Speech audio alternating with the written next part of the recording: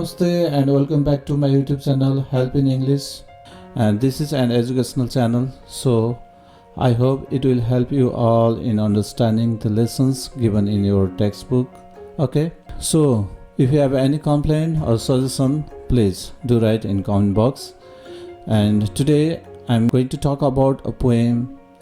The poem is A Red Rose. It's a very beautiful poem by Robert Burns. Okay, before I talk about the poem, I have a humble request for you to subscribe my YouTube channel and hit the bell icon so that I can get you easily and you will have a notification whenever I will upload new videos. Okay, so let's get started.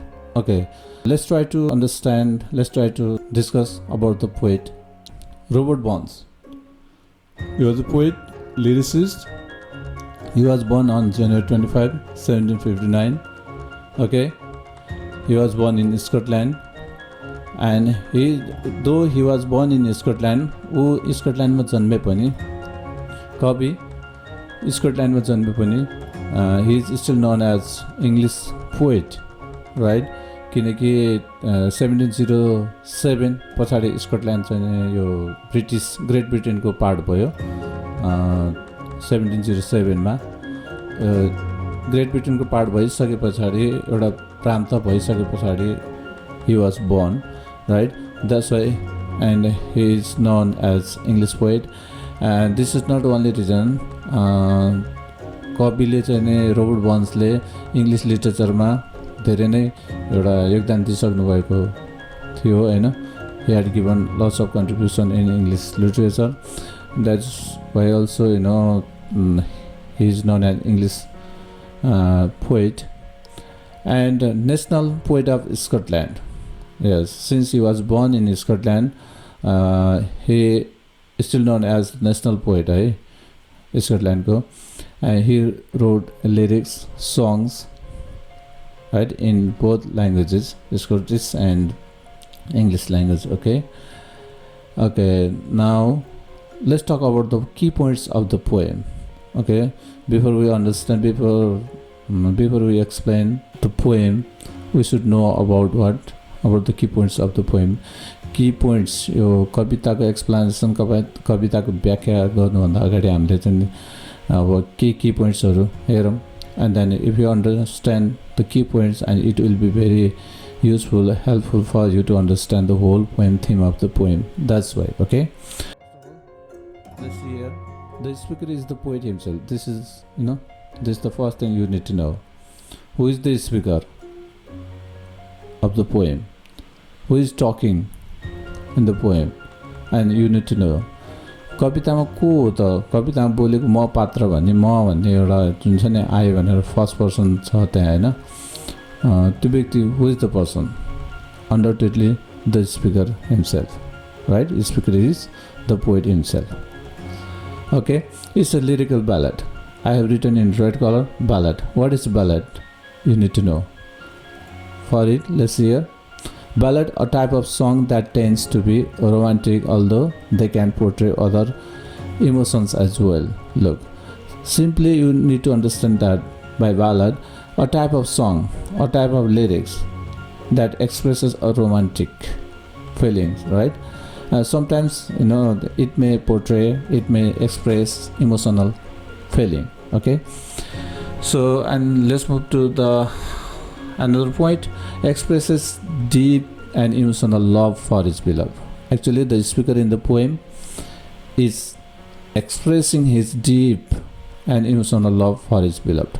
यो कवितामा त्यो वक्ताले, स्पिकरले आफ्नो एकदमै गहिरो र भावनात्मक प्रेम चाहिँ आफ्नो प्रेमिकाको लागि प्रस्तुत गर्नुभएको छ. युजेस सिमिली यहाँ रातो अक्षरले लेखेको छ. The word has been written in red color, and what simile is, you need to know, right? Only then you can understand the theme of the poem. Okay, to explain the beauty of his beloved, the speaker of the poem is explaining, is justifying the beauty of his beloved. How beautiful she is. कविको प्रेमिका कति सुन्दर छ, कति राम्रो छ, त्यो कुरा चाहिँ नि यहाँ कविले डाइरेक्ट व्यक्त गर्नुभएको छैन. He has used a beautiful rose as a means, है, एउटा साधनको रूपमा, एउटा माध्यमको रूपमा, मिडियमको रूपमा चाहिँ नि एउटा फुललाई रोज्नु भएको छ, फुललाई राख्नु भएको छ, फुललाई प्रस्तुत गर्नु भएको छ. That is simile. Okay, that is called simile. Let's try to understand here. Simile, a literary term used for comparison between two things using like, as, etc. Okay. Generally in the line, in the sentences of the poem, two things are compared, and while comparing them, especially two words are used. One is like, एउटा like हो, अर्को चाहिँ as. यो दुईटा मध्ये प्राय कुनै एउटा चाहिँ प्रयोग गरेर दुईटा कुराहरूको चाहिँ कुराहरूको बीच तुलना गरिन्छ, त्यसलाई भन्छ simile. For example, here let me tell you one thing. The title of the poem, My love is like a red rose. मेरो प्रेमीको कस्तो छ त? Like a red rose, है? Like, there is use of like. This is literary term, है? यो literary term हो. जस्तो कि for example, you simply can say you are looking like a hero. You can say, in this way, you are looking like a hero. Hero जस्तो देखिएछ भने चाहिँ there is use of like. Use of like यो simile हो. And you are comparing somebody with what? Hero. Hero might be somebody, right? एउटा looking एकदम एउटा good looking हुन्छ नि, यो कुराहरूको बारेमा तपाईँ बोल्नु पर्दाखेरि त्यसरी बोल्नुहुन्छ. ओके, यो सिमिली बोल्दा बोल्दै let's talk about metaphor. Simile also one of the metaphorical word, हैन? मेटाफोरिकल वर्ड भन्छ यसलाई. मेटाफोरै भनेर नि हेरौँ. Literary term use for comparison between two things. Okay, यो पनि दुईवटा कुराहरू तुलना गर्न, दुईवटा व्यक्तिहरू, दुईवटा ठाउँ या दुईवटा हैन चिजको बारेमा चाहिँ नि कम्पेयर गर्न प्रयोग गरिन्छ. तर के हो, यहाँ चाहिँ नि लाइक अथवा एजको प्रयोग गरिँदैन.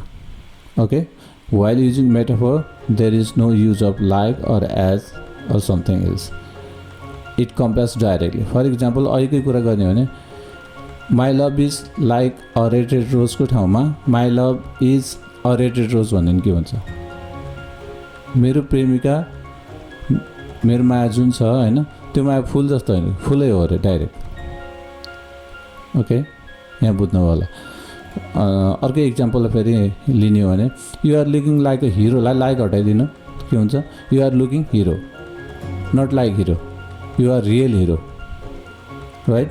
यसरी पनि डाइरेक्ट कम्पेयर गरिन्छ. That's why when there is no use of like or as, and that is called metaphor, and then metaphor is stronger than simile. Hope you have understood. बुझ्नु होला है तपाईहरुले. Okay, next talks about the immortality of love. In this world anything may disappear. Anything may disappear, right? In this world जे कुरा पनि हराउन सक्छ. Anything may get destroyed. जे कुरा नि खत्म हुन सक्छ, तर his love never dies, never disappears. Okay? And makes a promise for everlasting love for her. आफ्नो प्रेमिका लागि माया के छ? एकदमै everlasting, long lasting, evergreen के कहिले कम नहुने, कहिले नबन्ने, कहिले अन्त्य नहुने, very endless love. यस्तो कुरा गर्नुभएको छ. And next expresses of platonic love. त्यो रेड कलरमा लेखेको जुन वर्ड छ प्लेटोनिक लभ, प्लेटो भन्नेको नाम सुन्नुभएको छ होला है. प्लेटोको उसमा नाममा राखिएको platonic love. How is the platonic love? Platonic love भनेको हो त ल हेरौँ. A type of love that is not carnal, right? That is not carnal means यसमा चाहिँ नि physical attachment, physical relationship. Hope you have understood here. यहाँ बुझ्नुभएको छ होला. फिजिकल रिलेसनसिपको कुरा नै आशा नै गरेको हुँदैन. फिजिकल एट्याचमेन्ट त्यसको आशा नै गरेको हुँदैन. Here is union of two souls, connection of two soul, not connection of body. Physical connection होइन कि सोलको कनेक्सनको कुरा गरेको छ यहाँ. Physical distance might be there, त्यहाँ त फिजिकल डिस्टेन्स हुनसक्छ. There might long distance gap between two physical बढे। एउटा प्रेमी यहाँ छ, अर्को प्रेमिका माइल्स अफ अवे पनि हुनसक्छ। There is they can be together, they cannot be together in one place, right. तर के छ, their souls are connected each other strongly. यो के हो, यो चाहिँ नि यो प्लेटोनिक लभ भनेको है। Okay, and next is claims. Anything claims, the poet claims, कविले स्पिकरले के दाबी गर्छन्, anything may change or disappear on this earth but his love will remain the same. जे पनि परिवर्तन हुनसक्छ, जे पनि नष्ट हुनसक्छ, जे पनि हराएर जानुसक्छ, जुन कुराको नै अन्त्य हुनसक्छ, तर स्पिकर यो कविको माया चाहिँ कहिले अन्त हुँदैन। यो कुराहरू व्यक्त गरेको छ। Okay, and let's talk about the poem.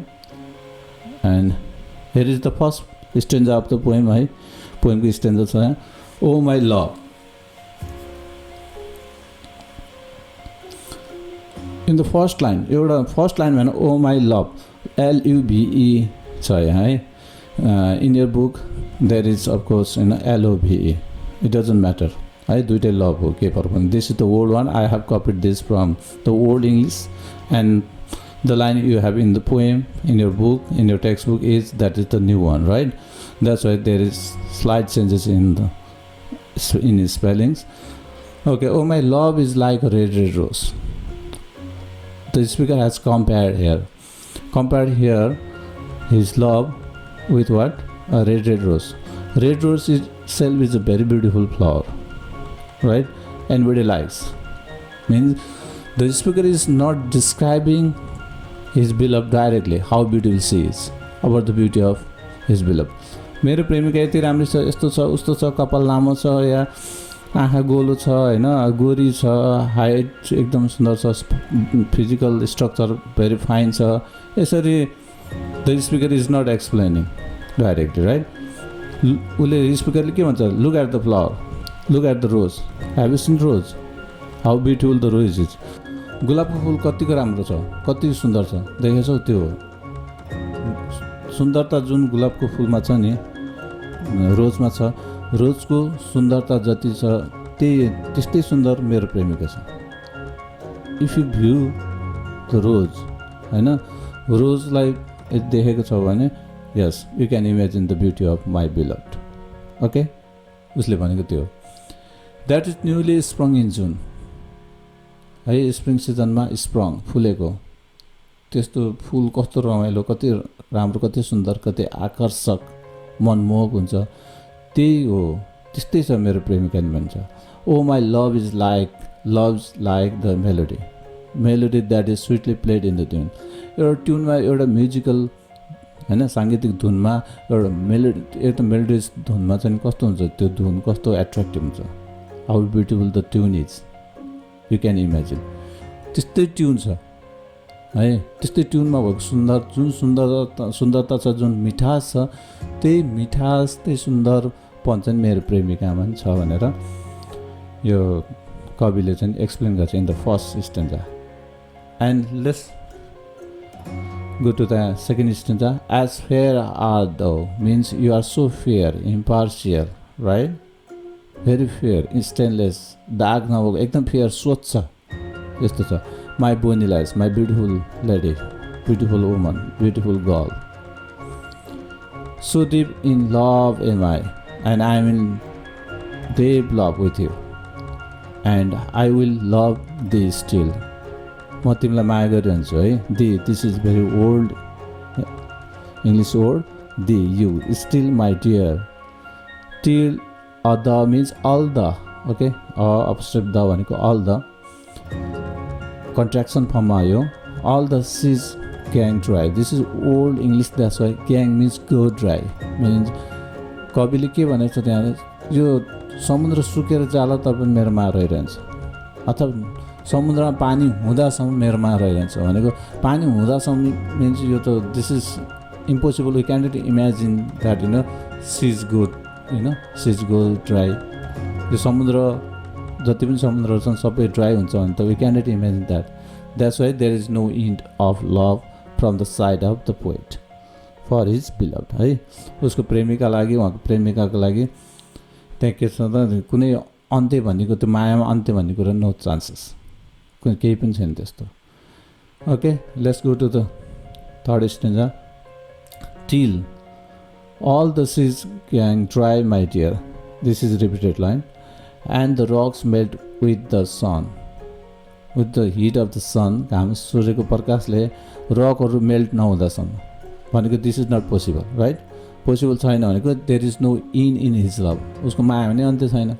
Oh I will love this till my dear while the sands of life shall run, while the sands of life, यहाँ बुझ्न पर्ने कुरा छ sense of life. What do you understand by sense of life? This is very point to be noted down to understand. This is the meaning here. Sense of life means a visual metaphor.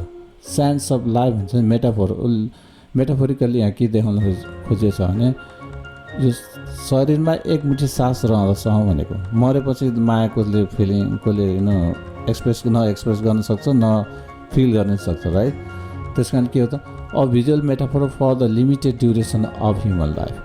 हाम्रो जिन्दगी के छ एकदम सीमित छ, त्यहाँ अन्त्य छ। Of course there is end in life, तर त्यो लाइफमा के सानो थोपा हुँदासम्म, सासको एउटा एकमुठी सास हुँदासम्म ही विल बी लभिङ, उसले माया चाहिँ गरि नै रहनेछ भनेछ। यो किसिमको एउटा what is a promise the speaker has done here.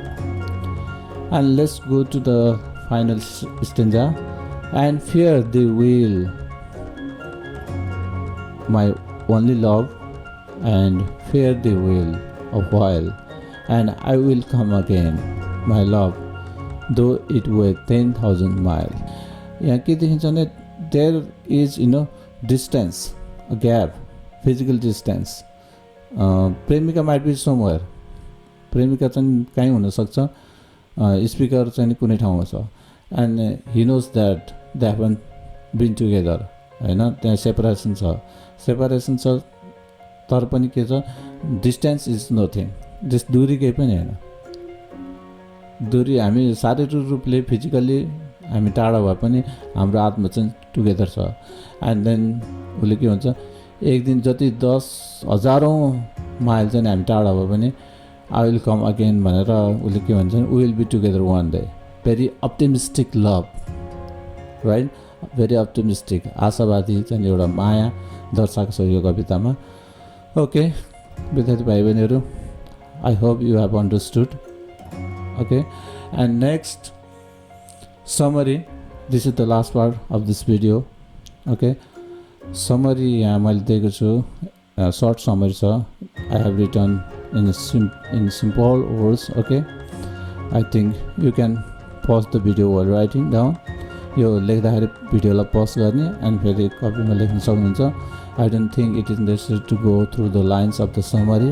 Okay, and at the end, अन्त्यमा म के भन्न चाहन्छु भने, if you have any complain, again I am requesting you, है भाइ बहिनीहरूलाई सबैलाई मेरो अनुरोध के छ भने, if you have any suggestion, any complain, कुनै किसिमको गुनासो, यो भइदियो हुन्थ्यो, उस्तो भइदियो हुन्थ्यो, यो पार्ट छुटेछ, यस्तो किसिमको हुन्छ नि, if you think, right? If you have any kinds of any like this what is a suggestion केही छ भने please do write in comment box. Okay, comment बक्समा लेखिदिनु होला। And at the end once again फेरि पनि म request गर्छु, तपाईँहरू सबैजनाले सब्सक्राइब बटनलाई क्लिक गर्नु होला अनि बेल आइकन पनि दबाउनु होला। यो भयो भने मैले अपलोड गरेको भिडियोहरू तपाईँमा आज फेरि आउने नै छ, होइन? मेरो उद्देश्य भनेको तपाईँहरूलाई यो तपाईँहरूको कोर्स सम्बन्धी यो लर्निङ मटेरियल्सहरू मैले प्रोभाइड गरेर तपाईँहरूलाई सहयोग गर्नु हो। That's why only subscribe my channel and hit the bell icon. Okay, thank you everyone, see you in the next video, bye by.